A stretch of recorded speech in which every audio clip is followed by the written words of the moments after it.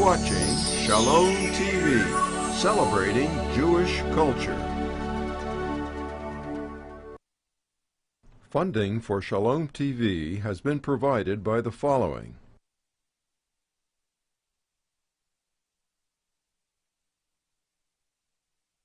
and by viewers like you.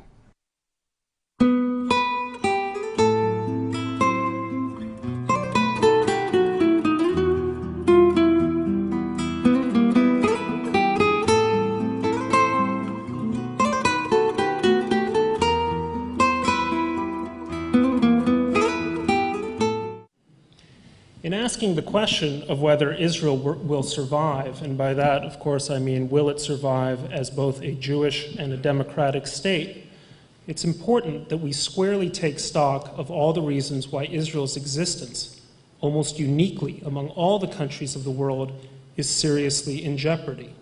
So I'm going to skip over some of the second-tier problems like Israel's endemic political corruption and its borderline dysfunctional parliamentary system to focus on what seem to me to be the four central threats.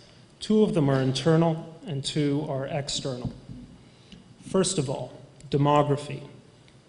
In 1955, Jews accounted for a little less than 90% of the population of Israel, while Muslims accounted for 8.8%. Today, the Muslim proportion of the population has nearly doubled to 15.9%, while the Jewish share has fallen to 75%. 1 in 4 Israelis under the age of 19 is Muslim. In absolute numbers, that makes for a Muslim population of about 1.1 million out of a total of 7.4 million. Now add the Arabs of the West Bank, that is, Palestinians living entirely within the borders of Israel, but excluding the people of Gaza. In doing so, you increase the Muslim total by 2 million, which brings the current Muslim population living within Israel to 3.1 million out of 9.4 million. That is a little less than a third. But that picture is likely to deteriorate for two main reasons. The first is that while Jewish Israelis are among the very few people in the Western world with a positive birth rate, they cannot compete with Muslim Israeli women who deliver roughly 3 babies for every 2 a Jewish mother does. The exact birth rate among Palestinians in the West Bank is disputed, but it is almost certainly higher than the Israeli Arab figure. The second reason is that the last great well of Aliyah may well have dried up. The last Aliyah, the last major Aliyah, was from the Soviet Union, and it brought about 1 million people or more to the state, and it went far to extend Israel's demographic lease on life by a generation or so. But aside from the sporadic and relatively small-scale Aliyah, such as the one from Argentina in the first years of this decade, it's hard to see where the next great wave of immigrants might come from, except perhaps from Europe. But even there, conditions would have to worsen sharply and rapidly to prompt large-scale Jewish immigration, meaning, in other words, that such aliyah could only be the product of a dreadful crisis in the European half of the Western world, and nothing that any one of us should welcome. Now, the second threat, as I see it, to Israel's existence is the question of Zionism. An estimated 650,000 Israeli citizens, roughly the population, or certainly the Jewish population of Jerusalem or metropolitan Tel Aviv, reside outside of Israel, most of them here in this country. That's about 1 in 9 Jewish Israelis. They are among the best educated and wealthiest Israelis. That's the human capital countries need in order to flourish, and one could argue that their living abroad is tantamount to a vote of no confidence in the Jewish state. Then there are the ultra-Orthodox who are happy to suck on the teat of Israel's welfare state while refusing to participate in many of its most basic obligations, military service above all, and whose views of Zionism have wavered between ambivalence, indifference, and hostility. The Israeli Census Bureau counts the Haredi population at 8% of the Israeli Jewish population, but the number is almost certainly higher due to their very high birth rate. How high today, 23% of all first graders in Israel are ultra-Orthodox. In Jerusalem, the Haredim are fully a quarter of the city's 800,000 residents, east and west, which means that what you might call the Zionist population of what Israeli politicians are fond of calling the united and eternal capital of the state of Israel, the Zionist population of Jerusalem is in the minority. Meanwhile, I read recently that only half of all Israelis under the age of 18 have ever bothered to visit Jerusalem, which is nowhere more than a 3-hour drive from wherever they might live. Here's another detail. In 2007, according to an IDF, an Israeli Defense Force report, 27.7% of all Israeli males of conscription age were not inducted into the army. That figure already excludes Israeli Arabs, most of whom do not serve. Now, of those nearly 28%, a little more than a third were exempted because they are yeshiva students, a quarter on account of medical deferments, and about a fifth on account of past criminal records. The rest were living abroad. Among Israeli women, the deferment rate was considerably higher, again, mostly on account of religious exemptions. Why does this matter? Because the army is the one institution in Israel that shepherds a massively diverse society through a single experience, a single organization, and imprints a common identity and set of Zionist values on them. Then there is Zionist decay among secular Israelis, and this takes two forms. The first is an aggressive ideological assault on the moral bases of Zionism, typically coming from a small group of Israeli academics and intellectuals with outsized followings abroad, but also an influential domestic constituency, particularly among university and high school educators. The second is a combination of indifference and confusion among much of the secular public about the history, nature, and purpose of Zionism. Part of that is explained by the mass immigration of secular Jews from Russia, for whom Israel was merely a destination of convenience, but much of it is simply a function of neglect and ignorance within mainstream Israeli society itself. Finally, there is evidence of Zionist decline in the Jewish diaspora. Here the evidence is probably more anecdotal than statistical, but you can see it in the creation of groups like J Street, and particularly on college campuses, where Jewish kids are often at the forefront of pro-Palestinian solidarity campaigns and that sort of thing. And the problem here is that a lot of young Jews feel that support for Israel has somehow become a right-wing cause, never mind that Israel is the only country in the Middle East where progressive values and positions like gay rights, women's rights, the rights of minorities, the rights of the accused, the rights of cultural expression, and above all, the rights of disagreement and dissent have been vigorously protected and enhanced over Israel's 6 decades of existence. Now college students do have a way of growing up, so I don't want to read too much into these anecdotes. But the fact is that a generation whose memories of Israel were shaped by its improbable triumphs in the War of Independence and the Six-Day War is giving way to a generation whose touchstones regarding Israel are the wars in Lebanon and Gaza.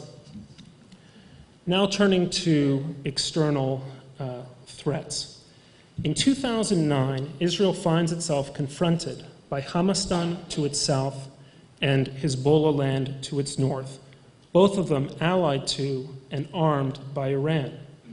The West Bank is quiet and considerably more prosperous than it was just a few years ago, but it is still volatile, and the government of Mahmoud Abbas, whose presidential term, I might add, was extended earlier this year without an actual election, is of questionable legitimacy and even more questionable efficacy. It also shows no real signs of coming to terms with Israel on a basis a majority of Israelis can accept. And indeed, Fatah has become more, not less, militant in its approach to Israel.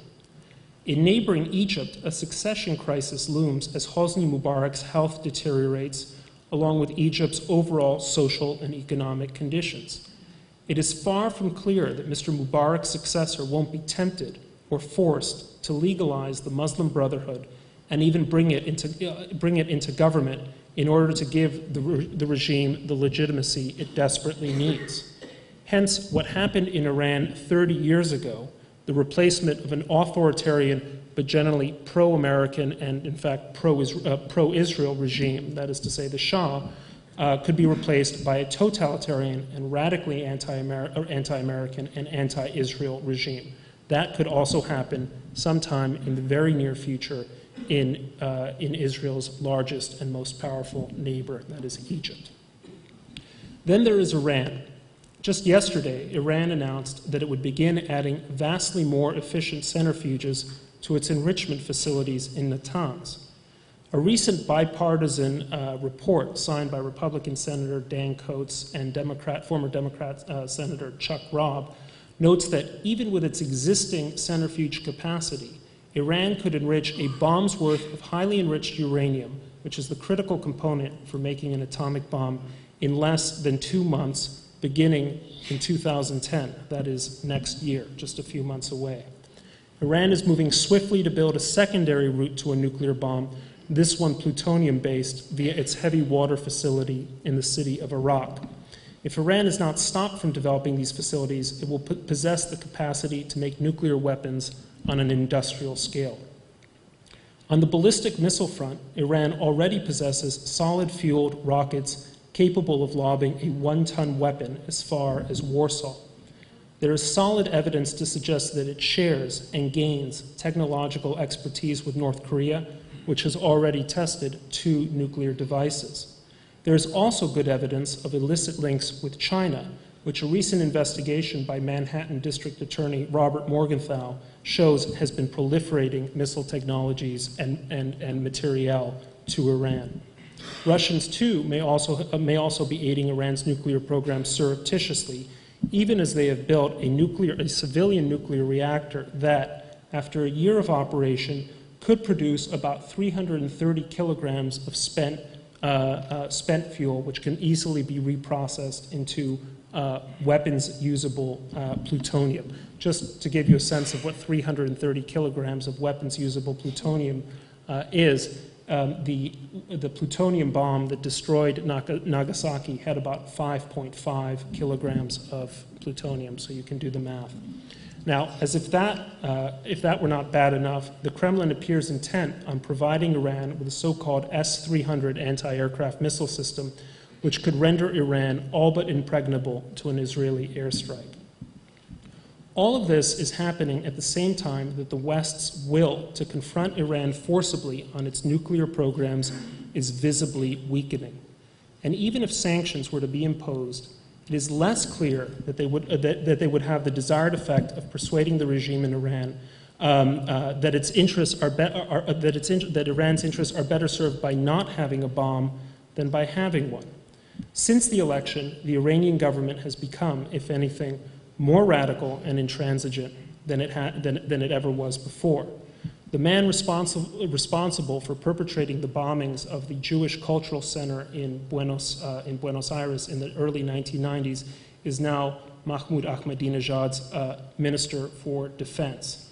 The political opposition, widespread though it is, has been trampled underfoot, and Ahmadinejad's government shows no scruple about cracking down even harder, particularly since the international community has effectively given him a pass and remains willing, indeed eager, to engage him in negotiations that are set to begin next week. Finally, there are the trends of the Arab world itself. It's a curious thing that Israel is threatened both when economic conditions improve in its neighborhood, allowing those neighbors to buy more and better arms and gain greater leverage in the West, as well as when conditions deteriorate as masses of people fall prey to the lure of radical politics. Today, economic conditions are deteriorating. The population of the Arab world is exploding. Since 1980, to take just one example, the population of Sana'a, which is the capital of Yemen, has risen from 200,000 to 2 million. That's a tenfold increase in 30 years. And from a huge pool of unemployed and bored and angry young men, one finds the reserve forces of jihad ready to mobilize against the hated Jewish state. Now, the fourth great challenge that Israel confronts is that of